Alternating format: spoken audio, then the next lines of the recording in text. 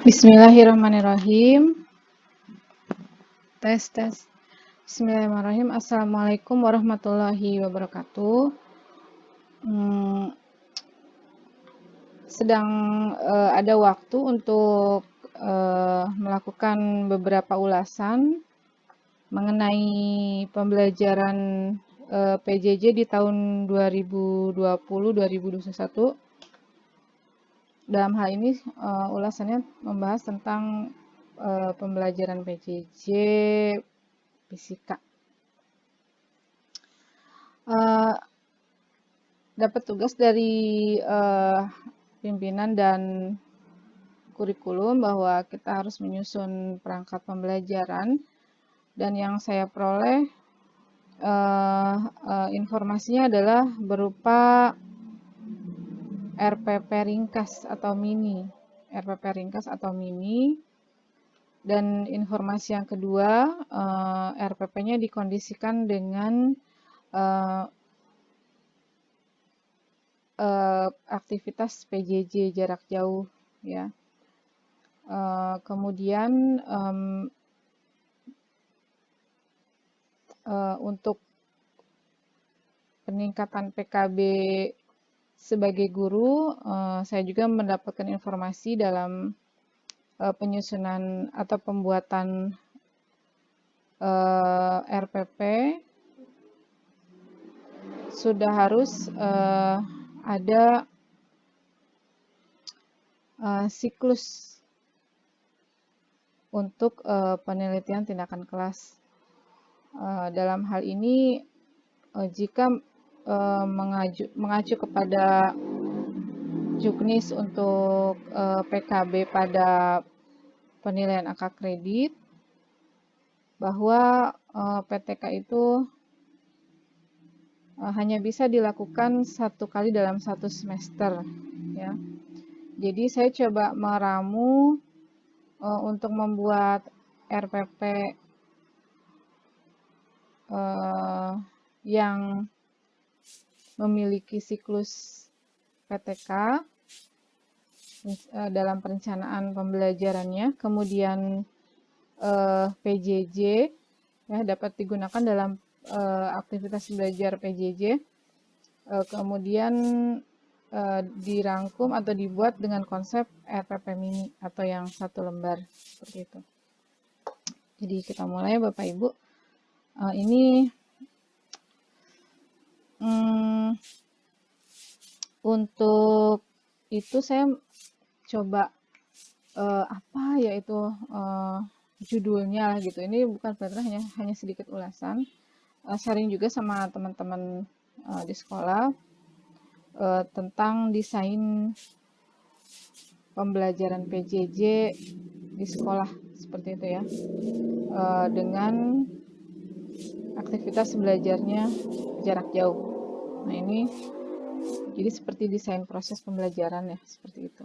Saya juga mencoba memasukkan sedikit STEM ke dalam metode pembelajaran fisika. Jadi seperti itu.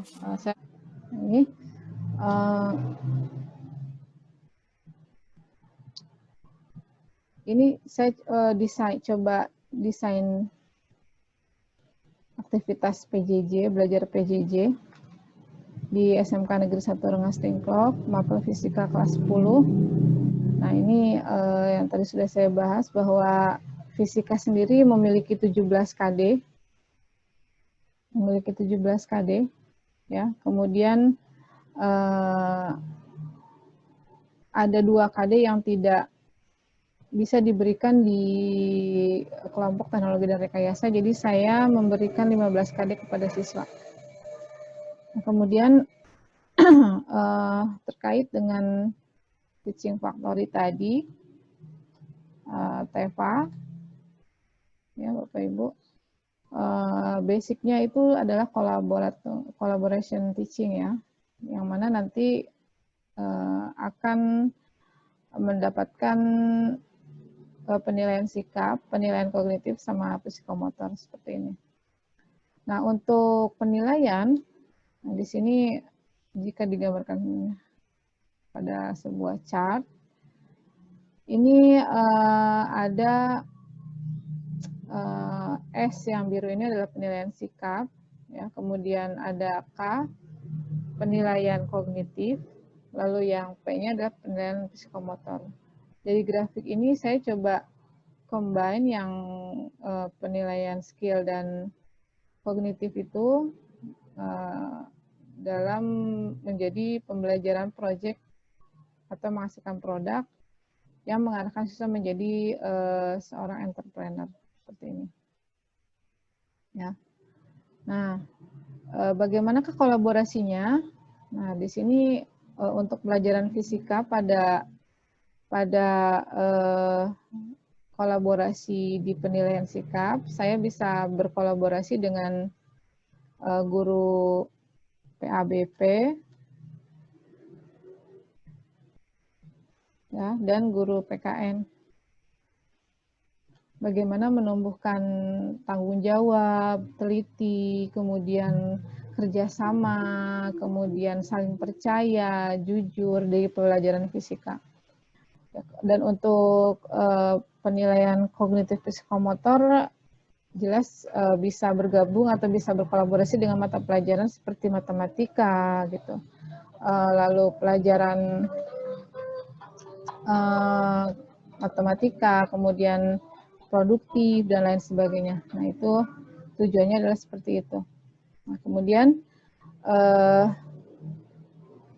di pelajaran fisika itu ada mata pelajaran prasyarat ya, yang harusnya ketika siswa kelas 10 masuk ke ketika siswa masuk ke kelas 10 di SMK itu diharapkan sebelum belajar fisika mereka sudah punya kompetensi di mata pelajaran matematika, khususnya operasi matematika, penjumlahan, pengulangan, hafal perkalian, kemudian ada sudut dan trigonometri, lalu grafik, dan jelas yang terakhir adalah basic fisik ya, jadi seperti besaran dan satuan, vektor, kayak gitu. Kemudian garis gaya, seperti itu harapan saya sebagai guru fisika sih setelah memiliki kompetensi di bidang itu. Tapi pada kenyataannya sedikit sekali yang sudah memiliki konsep dasar matematika dan fisika seperti ini. Jadi untuk kolaborasinya mungkin dengan guru matematika di awal pembelajaran bisa memberikan materi ini gitu ya. Jadi kalau untuk KD itu menurut saya tidak perlu berurut 1, 2, 3, tapi KD mana yang akan mendukung pembelajaran di sekolah atau di jurusan. Nah, seperti itu. Lalu, bagaimanakah kompetensi dasar yang di pelajaran fisika? Nah, ini saya coba meramunya seperti ini. Nah, ringkasan KD-nya di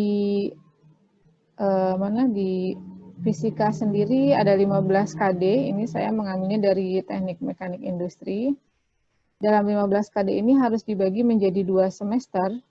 2 semester. Semester 1 setelah saya distribusikan sesuai dengan kalender pendidikan yang menjadi acuan, terdapat 17 sampai 12 minggu ya, dan begitu juga di semester yang kedua. Kemudian dari 15 KD tadi itu saya membagi menjadi 4 klaster. Ya, nah 4 klaster itu 15 KD itu saya kumpulkan beberapa KD yang serumpun atau seklaster atau sama. Seperti di klaster 1 ini saya buat materinya tentang kinematika gerak, gerak lurus, gerak melingkar, seperti itu. Kemudian ada gerak vertikal, gerak peluru, dan lain-lain ya. Belajar kecepatan, belajar percepatan, jarak. Nah, itu di sini di klaster yang pertama. Kemudian di klaster yang kedua, saya coba lebih ke aplikasi. Jadi ada impuls, momentum, usaha, energi, kemudian mempelajari torsi, momen inersia, benda tegar, lalu ada elastisitas bahan. Nah, di sini saya kelompokkan di klaster yang kedua. Kemudian klaster yang ketiga, di klaster yang ketiga, saya coba ada fluida statis dinamis, getaran gelombang bunyi, suhu kalor, dan termodinamika. Ini di klaster yang ketiga. Yang keempatnya ada listrik magnet dan optik di klaster 4. Nah, kembali lagi ke klaster yang pertama. Nah, basic fisika itu kan sebenarnya ini ya, menjadi dasar sekali tentang gerak, perpindahan, jarak, kecepatan, percepatan. Nah, di sini konsepnya sebenarnya sederhana gitu. Tapi jelas yang lebih banyak dibahas di sini sebenarnya adalah operasi matematikanya, perkalian, penjumlahan, desimal, dan lain-lain. Nah, lalu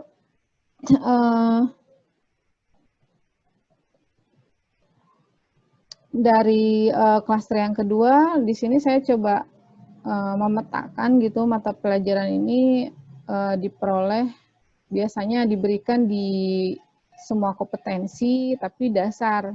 Jadi seperti dasar-dasar otomotif, dasar mesin, dasar elektro mungkin ada. Kemudian di PJOK juga ada di sini. Bagaimana cara melempar, membawa benda seperti itu. Nah, ini mungkin ada hubungannya dengan PJOK. Lalu di klaster yang ketiga dan keempat itu rata-rata ada di semua kompetensi ya, digunakan di semua kompetensi C2 dan C3. Nah, dari 4 klaster ini, jika ditambah dengan satu prasyarat yang tadi, yang ini ya, yang prasyarat awal sebelum pelajaran fisika, ada matematika, sudut grafik. Nah, berarti kalau dijumlahkan terdapat 5 klaster. Nah, 5 klaster ini harus saya bagi menjadi 2 semester. Jadi rencananya prasyarat diberikan di semester 1, lalu klaster 1 dan klaster yang kedua. Sedangkan di semester yang kedua, saya akan berikan klaster 3 dan klaster 4. Seperti itu. Tidak semua materi ini saya berikan detail ya Bapak Ibu. Jadi dibuat untuk konsepnya apa nih, metodenya apa yang akan digunakan pada setiap klaster, mungkin berbeda-beda. Tergantung nanti goalnya apa. Nah, dari pembagian klaster tadi, nah bagaimana penugasannya? Nah, di sini penugasannya itu karena kita akan mengarah ke teaching factory atau teaching industri, siswa mempunyai skill membuat produk, skill presentasi, ya, ujungnya nanti akan menjadi entrepreneur. Jadi dibuatlah metodenya menggunakan project ya, atau produk nanti hasilnya. Lalu bagaimana siswa itu bisa memasarkan produknya gitu. Nah, dari penugasan saja kita bisa melihat bahwa ada collaborative teaching di sini. Jadi ada guru PKK, KWU, bahasa Inggris, bahasa Indonesia, audio video, digital. Nah, ini sudah bisa berkolaborasi di sini. Jadi mungkin nanti akan menjadi karya tulis atau karya inovasi yang dihasilkan oleh siswa. Lalu yang terakhir, harapannya tujuan dari pembelajaran fisika ini jelas mudah-mudahan bisa mendukung ke visi dan misi sekolah. Ya seperti itu ya uraiannya Bapak Ibu. Ini ulasan satu arah, ini juga lagi iseng sebenarnya. Tapi mudah-mudahan bisa memberikan gambaran. Saya sharing gambaran pembelajaran PJJ. Semua KD terpenuhi, tapi tidak full all weekend kita ngajar gitu ya, siswa juga kasihan. Jadi kolaborasi ini misalnya siswa bikin project KWU dengan karya tulisnya bahasa Indonesia dan produknya dari jurusan apa gitu. Itu bisa lebih singkat, kita juga punya penilaian sikap, kognitif, dan psikomotor. Mungkin cukup sekian dari saya sharingnya.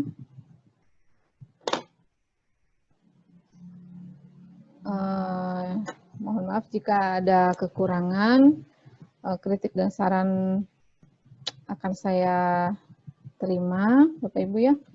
Lalu kita bisa lanjutkan diskusi ini di sekolah. Wabillahi taufiq wal hidayah. Wassalamualaikum warahmatullahi wabarakatuh.